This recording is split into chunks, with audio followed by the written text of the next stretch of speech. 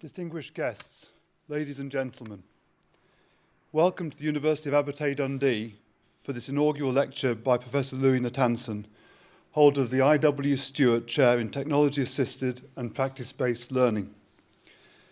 Ian Stewart was the grandson of William Lowe, the founder of William Lowe and Company, the Dundee-based supermarket chain. Ian joined the firm after World War II, becoming a director in 1953, Joint Managing Director in 1956 and Deputy Chairman in 1981. Ian retired in 1988.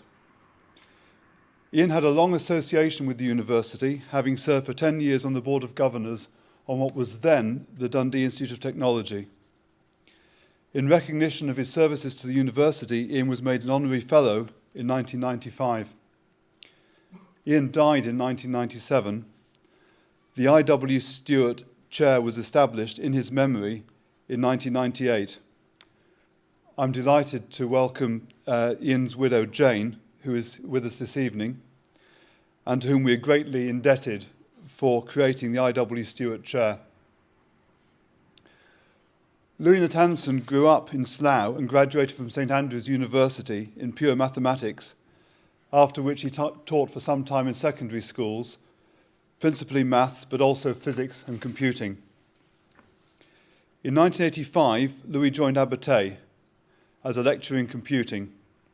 His research interests at that time were in the interface between hardware and software, particularly on embedded systems as part of Abertay's work on microsystems at the time.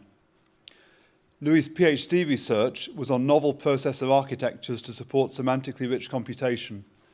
He has since published widely in the areas of concurrency, formal specification, deductive databases, and bioinformatics. Louis became a senior lecturer in 1992 and a division leader in 1995.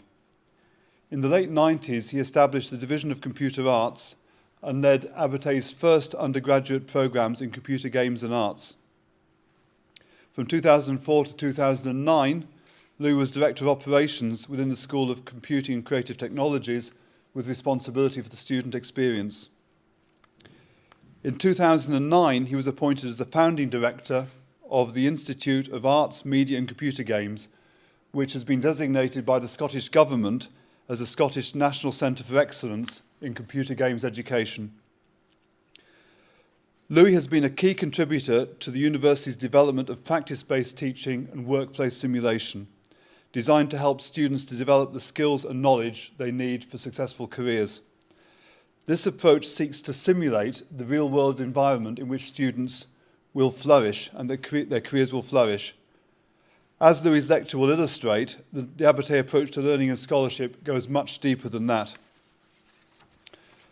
It's a pleasure to introduce, for his inaugural lecture, Professor Louis Natanson, holder of the I.W. Stewart Chair in Technology Assisted and Practice-Based Learning. Thank you.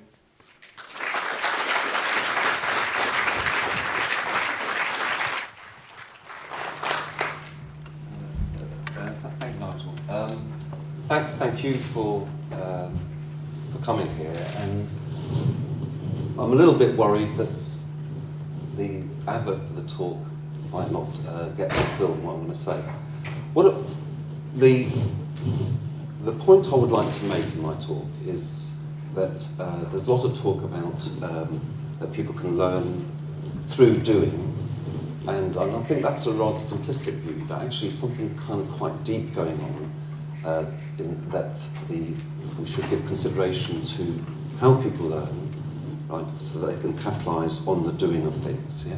Now, my route to talking through that is going to be to sort of kind of give the story about basically the creation of the Institute of Arts, Media and Computer Games and its origins. You might think that's an advert for the Institute of Arts, Media and Computer Games, which is all right, but I'd like to impress on you that actually in other areas of curriculum, the same kind of approach can be taken. This is Bauhaus. Okay? It's hopefully many of you will recognise the term Bauhaus and not think of it as an 80s rock band. It's I'd say that to me, Bauhaus is, although it was a place where people did stuff, okay, it was actually a sort of a kind of head thing, a mental, an approach and a philosophy, right?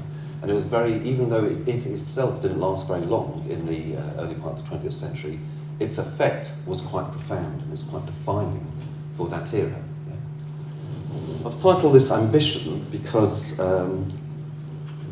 right, the plan is, right, and look at the building.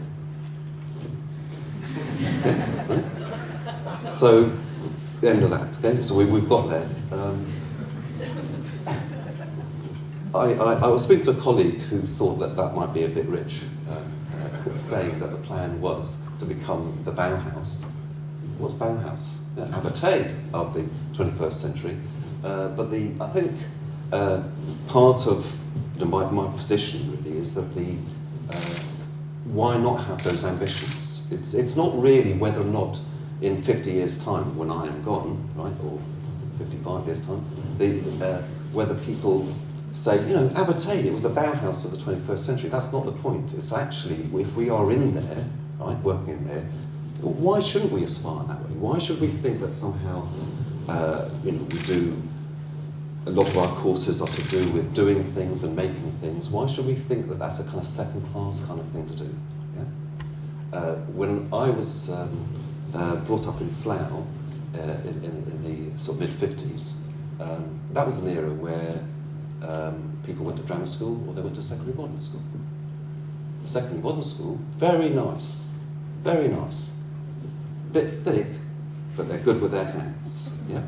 And so I kind of think that this is an aspiration that all of us should be looking for, yeah, as an ambition. And it never was a plan. But a couple of years ago, a colleague saw this connection. Actually, not even 2 years ago. Okay, and then we realised that actually our group, that was the plan, but we didn't realise that was our ambition. What's obviously important is in the building, which is very nice, okay, right? But it's actually kind of what goes on inside. So trying to sort of understand what AMG is, maybe probe inside. Now clearly one of the things that sticks out to visitors and to anybody is the way the space is architected. Okay? That still doesn't really tell you what's going on, but it's the top shot is a panorama shot of a place known as white space, and people have said that white space is this, and people have said that white space is that. Okay? Maybe they're lying. From my point of view, white space is a learning space, right? It's not some other things, okay? Or it has those perspectives. So that's a shot, I think, on a typical day, right? And you can see some students on the left-hand side, and over on the right-hand side, behind some barriers, which we must remove, are actually the academic staff. Okay? So the point there is academic staff and learners are in the same space, right? And they vicariously observe each other's behaviours. Okay? The students on these pods, right? Those pods are arranged to make sure that the students kind of like relate to the fact that there are other human beings in the universe. Okay? So they're not just looking at a screen. Yeah? So there's a kind of social thing going on there, but there's also the different pods may have different kinds of students. Okay? So they might have a technology student or an art student or somebody doing animation or a sound student. And so again, the students hopefully get used to the vicarious observation of other people's practice in other domains. Yeah? I think that the shot on the left is quite good, as you're looking down and you can see these kind of groupings. And the shot on the right, the point I'm trying to make there is that even within that learning space, right, there is individual learning going on. That person is doing something on his own. Okay? It's not all about sitting around round tables talking to each other. Okay? So what I'd like to do now is explain to you why, because it's just physical spaces, I'd like to kind of go through what are the kind of the things behind, or the kind of concepts behind what manifests itself physically like that. Yeah? So I'd like to sort of like talk to you a bit about my journey, right? And not from Slough, or even beforehand. Okay? My escape from Slough, I think, is the better thing. But my journey in relation to the point in time where I needed to confront the issue about how to incorporate an arts, or how to develop arts provision within the University of Abertay Dundee, right? Which in that epoch did not have anything. Okay, I think I put that down in my talk plan because it's a sort of possibility for some jokes, but I've lost them now. Okay. I also wanted to talk about now. I have trouble with the word pedagogy because I've always kind of resisted anybody talking to me about pedagogy, because I think to myself, well, what do they do? What do they know, right? Those who can do, those who can't teach, and those who can't teach teachers, sort of thing, yeah, right? So now I'm sort of saying that in a bit of a kind of ploy to say that I'm kind of on your side, because in general, when people talk about pedagogy, you sit there, we sit there and think, oh, they're trying to tell us we're doing it wrong, okay? So I'm trying to sort of say, I'm not going to tell you you're doing it wrong, right? I'm just going to... The other thing is, I don't actually think that there are really useful theoretical frameworks for understanding learning, with the conditions in which learning takes place. I think what you can say is that there's a kind of philosophy, there's a kind of perspective which informs the way we practice as teachers. Okay? And I think that's a separate thing to pedagogy and theory. Then obviously, I want to tell you the AMG way, right? And I'll try and remember a joke there. Well, I'll tell it to you now while I still remember it. There was one of I've just told you that the idea behind white space is these students working away, it's all open and vicarious observation of behaviours, yeah? But one day somebody decided to have a class in an open area and kind of put some kind of barrier in the way, and it said, this is my classroom. It wasn't one of the Abertay style, okay, right? It was a part-time, and it was a drawing class, okay?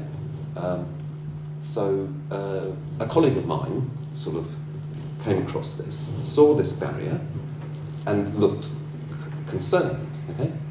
And a student nearby, a first-year student, turned around and said, don't worry, she doesn't know the way we do things here, right?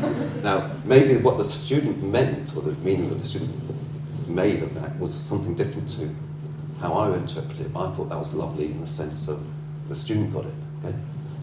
Maybe. Okay? And then lastly, I want to sort of say, well, where else? And by that I mean, what other disciplines, what other areas within the university can this perspective be exhibited in? Yeah? And that's probably where the fight will start, because if you are an academic here at Abertay, you might say, no, my discipline can't do it that way. That fight will then take place in the events room. So, my journey. So, imagine I'm a lecturer in computing. So like I sort of know how to teach programming and that kind of stuff. And then I've confronted, not confronted, but I would like to take up the challenge of how do you actually get artists learning stuff, okay? And first of all, I kind of thought that the issue was, how can we teach that? I mean, that being stuff that I don't really kind of understand. Yeah. Now that part of the journey was, I realise now that was like a ridiculous thing for me to worry about. How can we teach that? Because obviously, the way you do it is get staff in who know about art, because people know how to teach, right? But it took me a while to click to that. Okay? That and I went through the next phase, which was how do learners learn that? And in that phase, there was a lot of observation of how things happen in art schools, okay? And that's really the beginnings of this idea of remember, I'm not an artist, okay? But I developed this vision that what happens in an art school is people standing around painting, yeah, okay? And the staff, who are painters, real painters and sculptors, etc. themselves, real artists, right? As they walk through the studio on their way to make themselves a cup of coffee, they turn around and say, look boy, it's a bit more red, okay? And there was that kind of vicarious observation of each other's behaviours, right?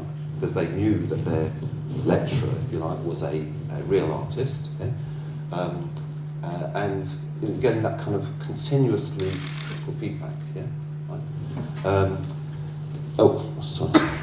And then finally, I think that my journey ended with it's pretty obvious, right? The real question is about how do you create the conditions in which effective learning happens, right? The question isn't do you use red chalk when you're teaching art, white chalk when you're teaching maths. It's not about teaching. Everybody knows how to teach. It's how do you create the conditions in which learning happens, okay? So I don't know. I'm looking and. It meant something to me when I wrote this. Okay? So I made some meaning out of that. Now I'd like to go through sort of things which these are the things that I really wouldn't want to push as kind of educational theories or pedagogy, but because I have reservations about getting too stuck into that aspect. But there's three sort of basic, two basic things: constructivism and situated learning, which I want to talk about my take on those and how they inform what I think of as what I take out of that in order to be able to organise the conditions of learning, right, which lead to effective practice-based learning. Okay. The main reason why I've got that slide is that I kind of remember that that's what I'm meant to be talking about. Constructivism it's about learners creating their own new understandings, right? Now, in that is the learner is creating a meaning of stuff, okay? Not that we as teachers are telling them what the meaning is. It's important that constructivist approach is really that it's the learner is making an understanding that is new to the learner, right? Okay? Not that it's the same as my understanding. Right? So it's very kind of learner-centered in that way. And that in order to the way they make these understandings and make what I would call meanings, yeah, it's based on an interaction between what they already know, right, what they already believe. Now that's the thing about what's the difference between like knowing something and believing it. Okay, actually, probably if we steer clear of theology, right, there's probably not that much difference. I mean, I don't know what. Do we know something or do we believe it? Do I know that 2 + 2 = 4 or do I believe it? I don't know what, right? So that's why you'll hear knowledge and belief in the same thing. And then interaction with the ideas and knowledge with which they come into contact. So from that you can immediately see you've got to have learners have got to be in a situation where they can bring what they know into the mix. So you've got to give them something to do that uses what they already know, so they can then confront and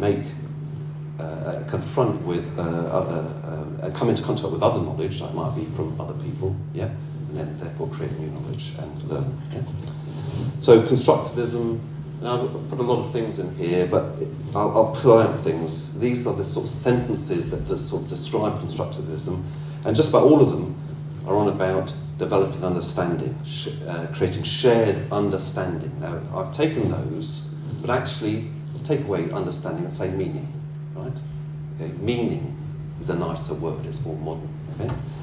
Beliefs and understandings give them an opportunity to create and add to those beliefs and understandings through tasks, and the tasks are designed for the purpose of making those new meanings, yeah? And the last one is interesting because I think quite often we forget in our pedagogical models a room for meta-awareness of the development of the student's understanding. Right? We should take time out from teaching whatever it is we teach, yeah, to actually engage in in a structured conversation about, well, what are the meanings that you have now got, rather than assessing and giving an exam and sort of saying, well, the meaning you've now created is rubbish. Okay. Yeah. Situated learning is aligned, but it's and certainly in my mind now it is completely aligned. I mean, I can't divorce these two aspects. Okay. But put simply, I think this is actually Wikipedia. Learning, what it is learning involves oppressive engagement with a community of practice, right? And you situate the learning in the context in which the learning will be applied. So, if you are teaching, a learner is learning how to animate, okay, you put them into a thing that looks like a studio, which looks like the kind of place that they're going to create their animations in when they apply their learning. Pretty obvious, isn't it? Yeah?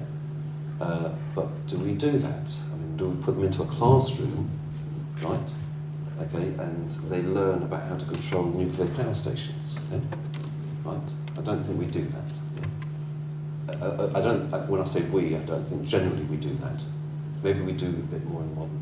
So the learner, situate them both in the physical kind of context, but also in the kind of other mental context in which they will apply their learning. Yeah?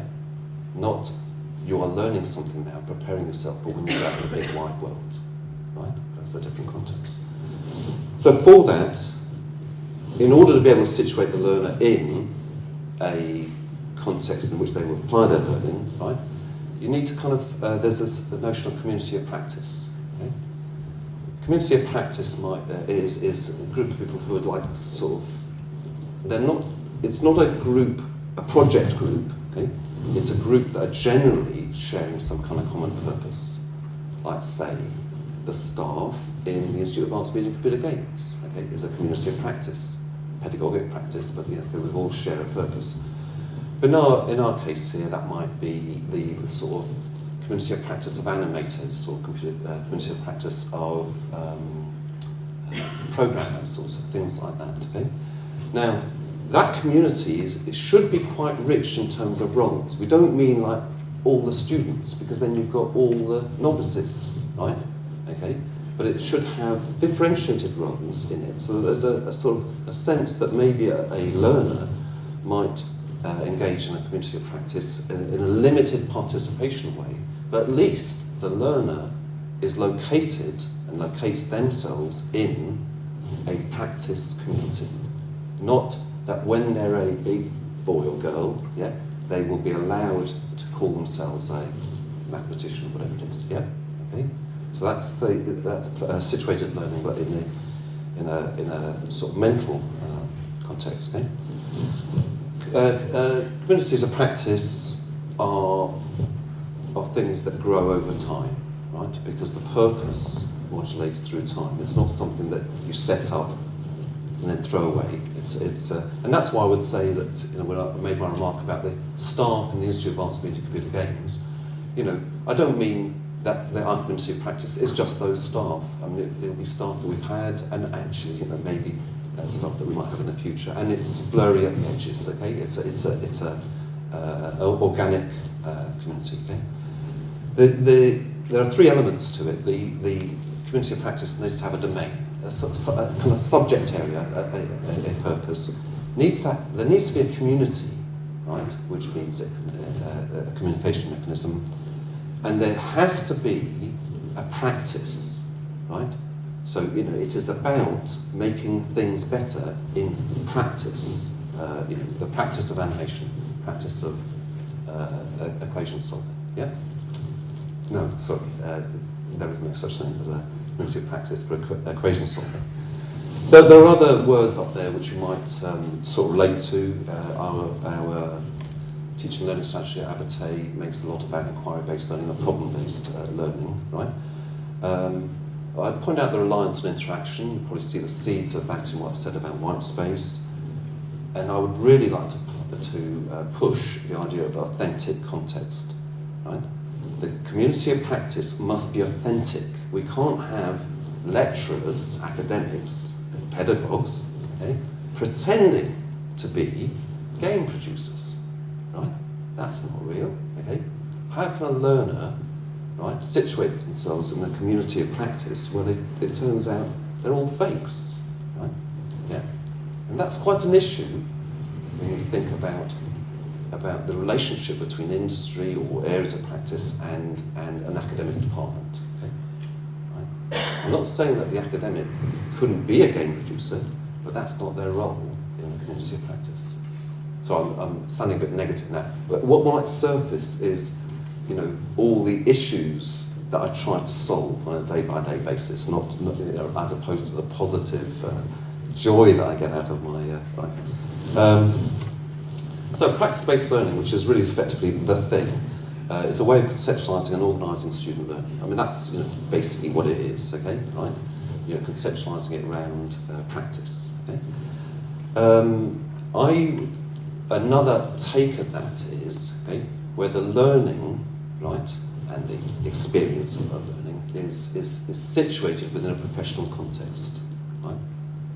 That it's not learning that happens in a classroom with a view to in the future, right? Okay, so that's the situated learning idea, right? Coming through. I think it is important for students to acquire skills, obviously. I mean, there's no point, you can't involve yourself in a community of practice if you can't do anything, okay? You've got to be able to do something, so that's the skill.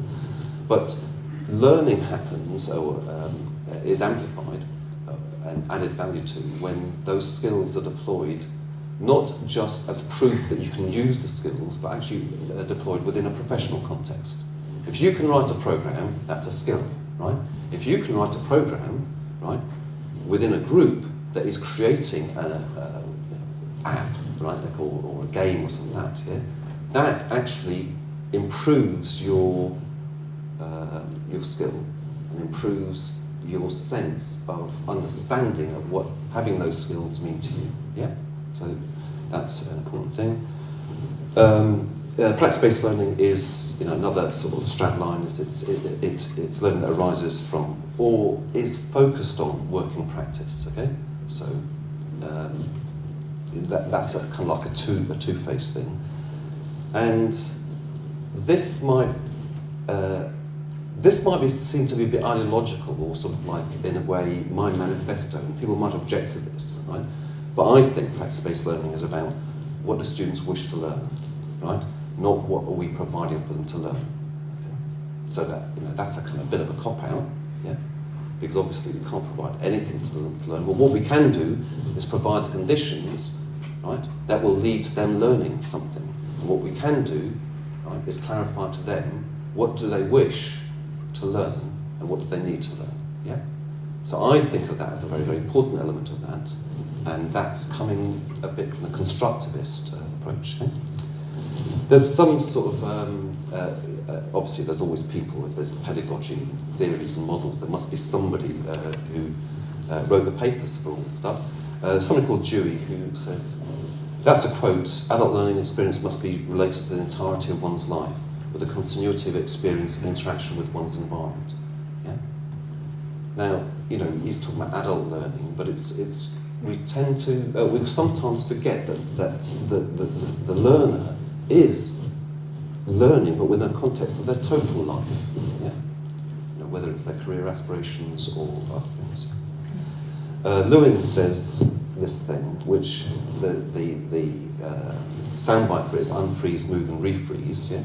It's change when you see the need for it, adjust attitudes, values and behaviours, and embed changes in everyday life. So that's the idea of you already know something, yeah?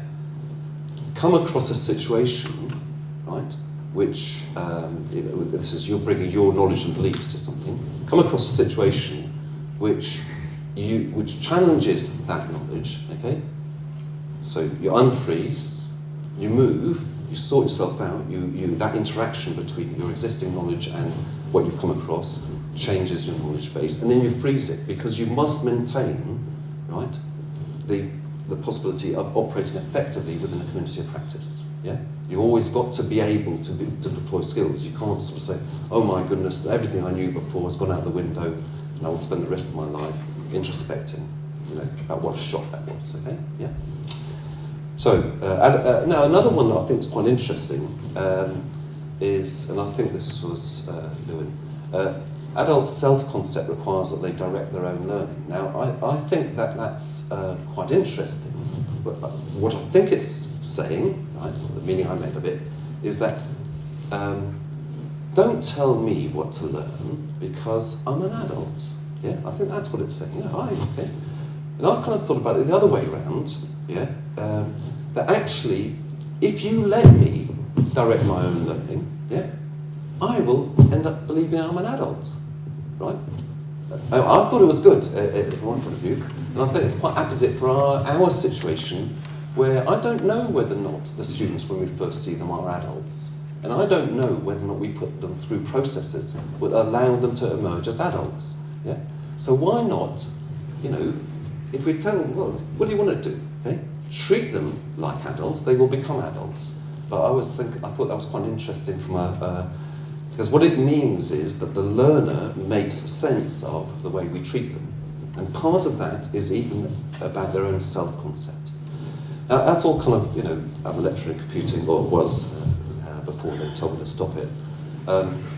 So that's all a bit kind of touchy-feely, really, for me. But I relate, and it resonates with the 35 years of dealing with students. Okay? So putting it together, right, the manifesto, if you like, is learners learn by meaning making. That's sort of people just cannot stop making meaning, right? Okay, that's what they do all the time. Sometimes they make the wrong meanings, and sometimes make destructive ones. But learners learn by making meaning, and that's the kind of bedrock kind of, you know, that is it, the axiom, okay? In that case, right, what you need to do is situate learners in an authentic practice context, okay? So that you're giving them the opportunity to make useful meanings, right? Not necessarily the same meaning as I would make, but useful meanings to develop their practice and get better at their practice, okay? To get an authentic practice context, okay, you need to involve a community of practice. You can't create an authentic practice context in a classroom, right, which has got a wooden door, yeah, or a metal one, okay? Yeah? So that's the kind of my thesis, if you like, okay? And if you do that, learners will be in that situation, authentic context, and they're situated and so on. That will bring them across, right, points where their knowledge is challenged by what they're seeing, right, which means that they will unfreeze, they will adjust, and then they'll refreeze. Yeah? So that's how I kind of tie those things together. Okay? And the other thing is that there is this. I touched on before that it's not important that what the learner's the meaning that a learner makes is the same as the meaning I have, right?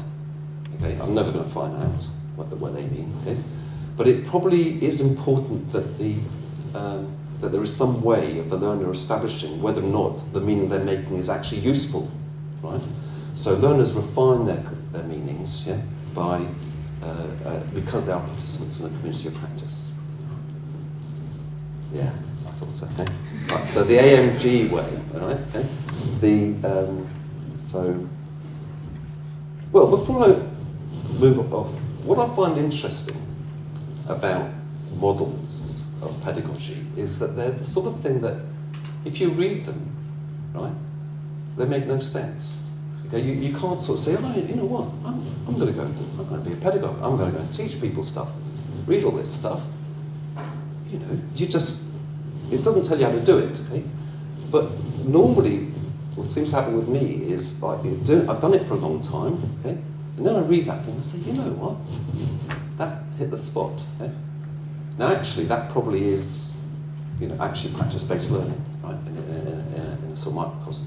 Like the AMG way is, you've seen the studio spaces. Now, you know, we call them studio spaces, I think.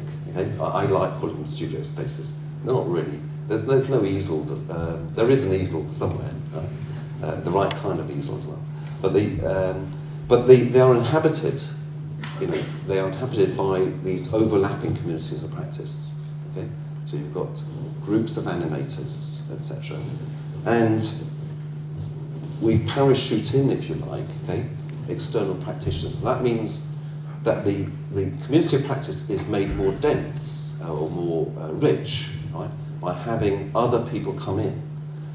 The AMG way, right, and it better be this way, right, is we're not particularly interested in somebody from outside coming in giving a lecture on how to program or how to whatever the artists do. Okay? What we want is these external practitioners to come in and remain in their role, right? So when they come in and inhabit those same spaces, if they are a game designer or a producer or a production manager, right? When they interact with the students, okay, they're interacting with them within that community of practice, and they are being what they actually are. So it's an authentic context. Now, I think that's quite an important addition, and I think part of the journey of getting us from where we were to here is the open-heartedness and enormous amount of goodwill that has been shown to us by those areas of practice externally, right? Allowing us to get external practitioners in who understood the point that we didn't want them to tell the student how to use an if statement. We wanted them to be themselves, yeah? And that's quite it might not be obvious from the photographs. I don't think you ever really understand the richness of that until you've participated in it, yeah? The other thing, which I kind of find hard to explain, is that the AMG way is to support, value, legitimise. Now, the vicarious observation of other people's practice, okay? We support it and value it and legitimise it by saying, you know, they can't avoid it, right? If a student wants to go off somewhere else and hide in a room somewhere, okay, we will go and pull them back in, okay? Right? They've got to be there to do that. So that's, you know, support, if you like. But the other thing is, because the students are seeing us talking to external practitioners or whatever in that kind of milieu, right? In the student's mind, we've legitimised that form of activity. Yeah, they're not seeing it special, right? They're not having to ask permission. Can I speak to, right? Okay, so there's a kind of power base there.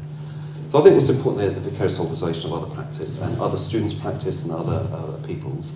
Formal, informal opportunities for meaning-making dialogue. Now, by that I mean asking the students to say, and everybody to say, well, what's the point of that? Okay, what's that about? A primary way of doing that is all our students have 2 sessions in a semester where there's no classes for a week, but instead they have these pitch and crit sessions. Now, somebody's going to tell me I've got it wrong way around, but the idea is that most of our, what you might call coursework, but assignments, we tend to call them projects. They get given a project brief, and they're not very specific, right? And what we're looking for is what is the student's response to that project brief. Now that's an art school mentality, right? But we apply that more or less to the technology areas as well. I mean, there's some slight variations, but they make this you know, what am I going to do, right? Pitch to their peers and other students from other years and staff, right? So what's the student done? The students sort of say, well, here's the project. I've made some kind of sense out of that, and I think this is how this relates to what I'm meant to be learning, right? And is discussing that in a formal opportunity for refining that meaning. Yeah. Later on in the semester, when the students are near to completing their project briefs, that they then have a critique session, right, which effectively sees what's the outturn like, right? So that's that. Okay. Almost done. Right now, I think trades description, act, and that kind of stuff. I think in the kind of the abstract of this talk, which I wrote when I was much younger, you know, sort of 4 weeks ago or something like that. Okay, I thought that what I might do is end it with actually sort of like, well, there's the idea, and I wasn't sort of trying to brag, what a great thing I've done. Actually, it was we did it. I'm looking at their faces, but I thought, well, and actually, it's quite difficult for me to discuss sociology, science, law, right? Because the thing that I would miss is a complete lack of understanding of the domain, right? Okay. So. And I was wondering how to, and I picked those pretty much at random. I picked sociology first because, sociology, that's the one we always pick on. Where are they? Okay? And it's very affectionate and fraternal, that picking on. And I think, for my money, sociology is, and that way of thinking, and an arts and humanities way of exploration, is probably something that that I certainly would feel, if it was amplified within Abertay University, would enrich what's happening in other parts of the university. Okay? So I picked on them, right? But I also picked on them because I've got absolutely no idea what their professional practice is, apart from arguing. Okay? So, science, I think, is pretty obvious. It's that there is pretty well-defined practice areas, but I think a lot of science education has become quite obsessed with knowledge, okay, and maybe has, okay. But I'm not criticising. I'm saying, like, actually, I would really like to get involved with sociologists and scientists, not lawyers, okay, right? Okay. So, and I think what I'd say to those groups is, you do what you've got to do. I mean, you know how to do it. You know how to teach. There's no problem about that. But maybe sort of imagine what is the other perspective you might have on the conditions of learning rather than the detail of teaching.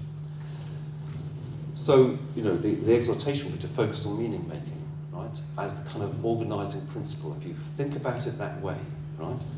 You've got to seed communities of practice. I mean, I don't know what a community of practice for sociologists would be like, right?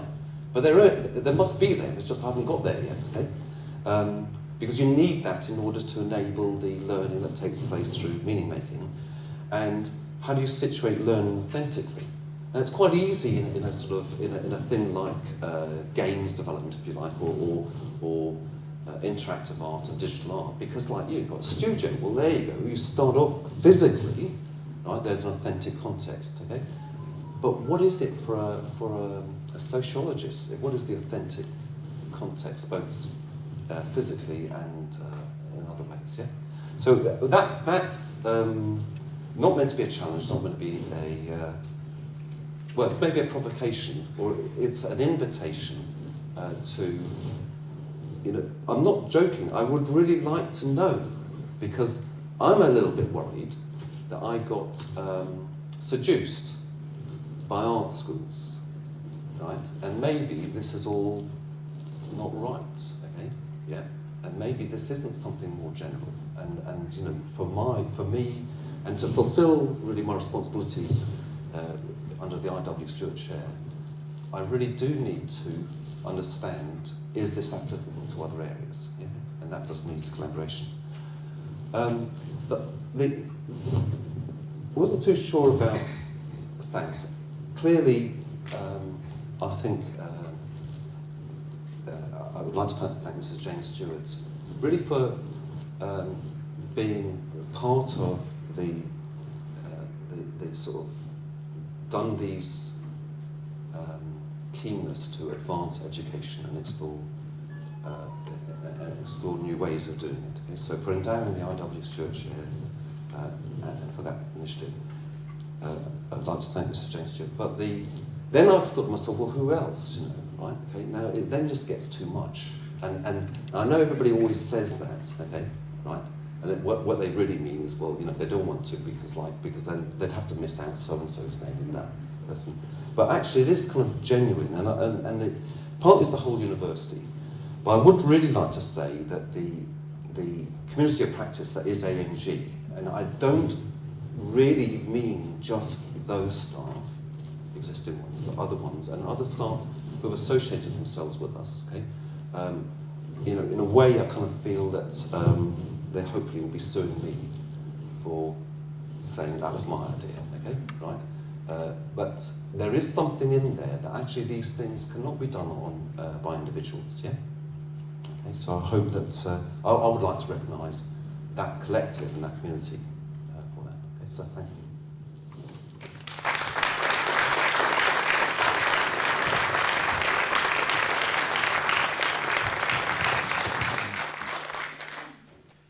Thank you, Louis. It's my very pleasant duty to thank Louis on behalf of the Vice-Chancellor, other members of staff, our guests, and members of the public who are present. I'm also very pleased that Louis's family and friends are able to join him on a very special evening.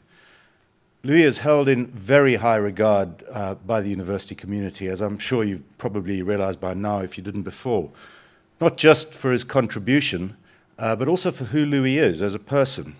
And when I was sitting down here earlier on, very briefly, I was able to see that every single school and every single service area of the university is represented here tonight, and that is testament to Louis.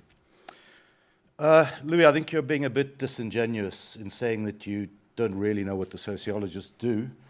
You know very well indeed, and you also argue with them very well indeed as well.